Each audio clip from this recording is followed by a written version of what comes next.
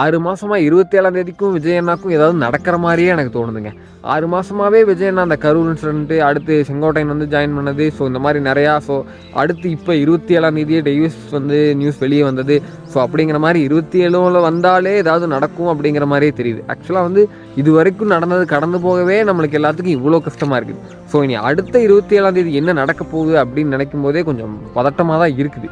ஆனால் இவ்வளவையும் கடந்து ஒரு மனுஷன் நம்மளுக்காக வந்து நின்றுட்டுருக்காரு அப்படிங்கிறப்ப தான் ஆச்சரியமாகவும் இருக்குது. இது வந்து இதை நம்ம இந்த டைம் கைவிட்டோம் அப்படின்னா ஸோ அடுத்து என்ன நடக்க போகுது 2027 மாதம் 7ஆம் தேதி எவ்வளோ நடக்குது, இனி 2027 என்ன நடக்க போகுது அப்படிங்கிறதே வந்து என்னால் வந்து அதை நினச்சி கூட பார்க்க முடியல. ஆக்சுவலாக நிறைய வீடியோஸ் பார்த்தேன் நான். ஸோ இந்த விஜய் அண்ணாவோட குடும்பத்தை இழந்துட்டாரு அப்படிங்கிற மாதிரி. நான் இதில் ஒரு ஓப்பன் ஸ்டேட்மெண்ட் கொடுக்க ஆரம்பிக்கிறேன்.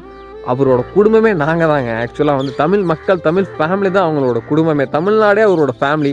ஸோ ஆக்சுவலாக வந்து யார் வேணால் விட்டுட்டு போட்டோம், என்ன வேணால் நடக்கட்டும், ஆக்சுவலாக கூட நாங்கள் இருக்கிறோம். ஸோ அப்படிங்கிறத அவர் நம்புறாரு, நாங்களும் நம்புகிறோம்.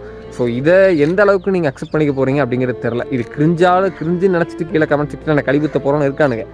ஸோ அதை பற்றி நான் கவலைப்பட போகிறதில்ல. ஸோ இதை பற்றி நீங்கள் என்ன நினைக்கிறீங்க அப்படிங்கிறத கீழே கமெண்ட் செக்ஷனில் சொல்லிடுங்க.